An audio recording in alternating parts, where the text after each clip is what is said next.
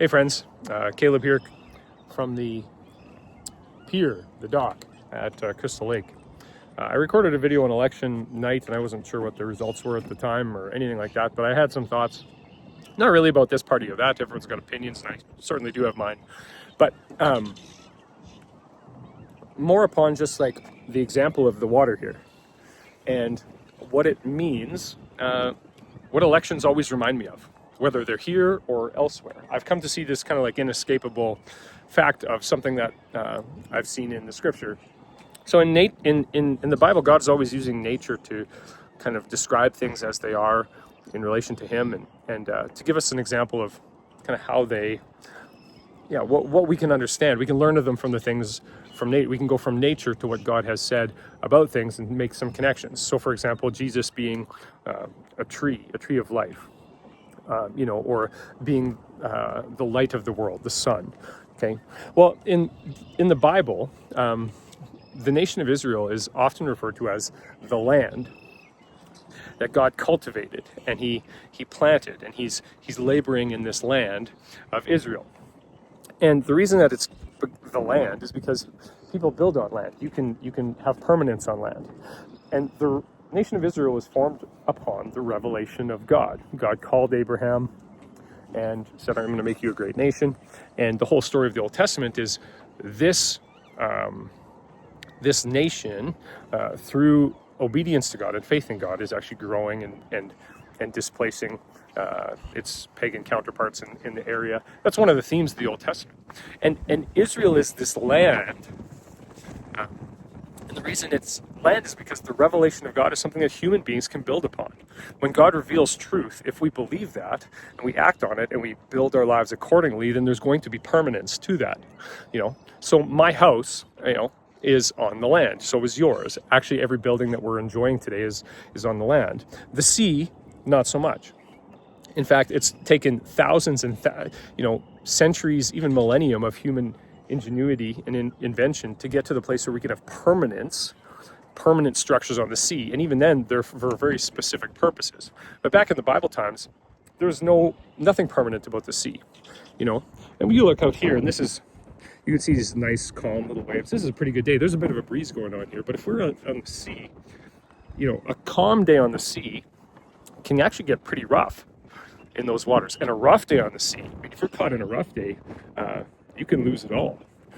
There's nothing permanent on the sea. The sea is just this collection of waves that join together and break apart in differing intensity, and sometimes it rapidly escalates and sometimes it rapidly declines.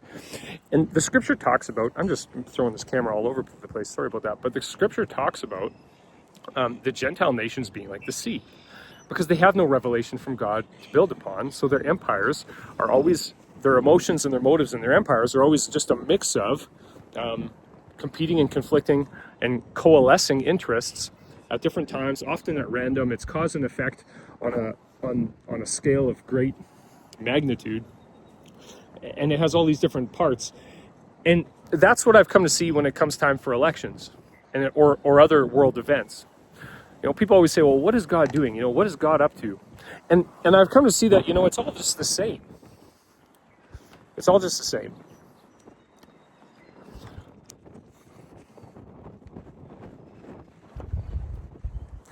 It's all just molecules and competing worldly interests that come together and break apart and rise and fall like the peak of a wave. You see a wave swelling. Oh, it's a blue wave. It's a green wave. It's a red wave. It's a yellow wave. It's an orange wave. It's a purple wave. It's a wave. And there'll be another one. And there'll be another one. And that wave will break apart and dissolve and make way for another wave. You don't know when a wave will start or when it'll end. You can kind of see patterns, and it's kind of interesting to see patterns in the waves. You can kind of predict some of it, and that's true in earthly situations too. You can kind of read the waves and see what's going on.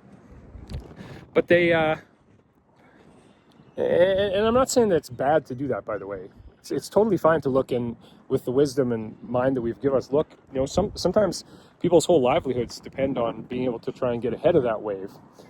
People try and get ahead of the wave to break, to either make some money and get in a good position. Sometimes people need to get out of danger. If they see a wave coming, they need to leave. And sometimes people's safety depends on getting out of the waves. You know, in certain countries, political waves can mean very, very dangerous things. But all that to say, you say, well, what is God doing in the world? Well, what if it's just waves? And the wave you're really excited about is just another one that's going to break apart sometime soon. Or the wave you're really worried about is, well, same thing.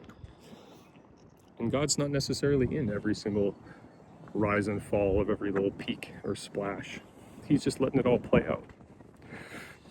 And not that he's not active, because he is active. We see Jesus in the scriptures as one who rides on top of the waves, who walks on top of the waves, who can calm the waves with his voice. And I wonder, this election season, where are you looking at? Where is your heart's eye set at? Where is your purpose set at? See those birds over there? Okay, they know the one who's the maker of the waves. The song that they're singing is the song of their creator. They're not concerned about election results in the slightest. Okay, and I think that we could be more like them, singing the song of our creator, singing the song of our maker. Unconcerned about the waves, because we know the one who walked upon them. And the only reason I really bring this up is because I think people can get caught up by putting their hopes in the waves, or their dreams, or their desires, or their,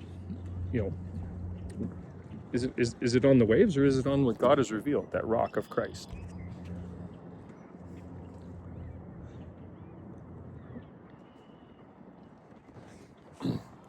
Interesting thing about when Peter was called to walk upon the waves, that takes a whole kind of different symbolic, the whole lesson takes a whole symbolic, whole new symbolic meaning when you think about that's Christ walking over all of the kind of the pagan Gentile nations in their roiling. We see the one who's over top of all of that. What if there's a political aspect to that statement? And he calls us to walk upon the waves. But Peter takes his eyes off Christ and he looks at the waves. He looks at I'm not saying this is what he did in the moment, but if you just take the symbolism of what each thing represents, of the waves representing worldly, earthly government, Peter looks at the waves and he falls. He starts to sink under them instead of walking above them. Guys, we are raised with Christ. We are seated with Christ. And Jesus calls us today to follow him, to walk upon the waves, symbolically.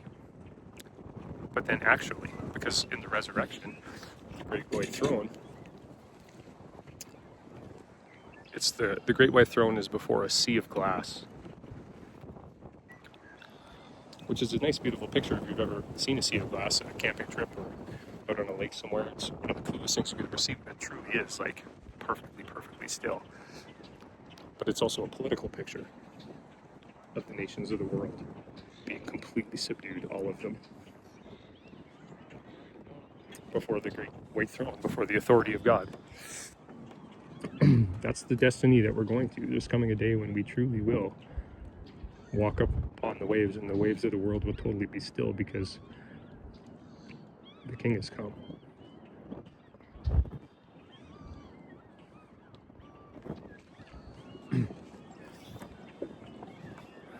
So, with all that said, the invitation for you today is, are you looking at the waves?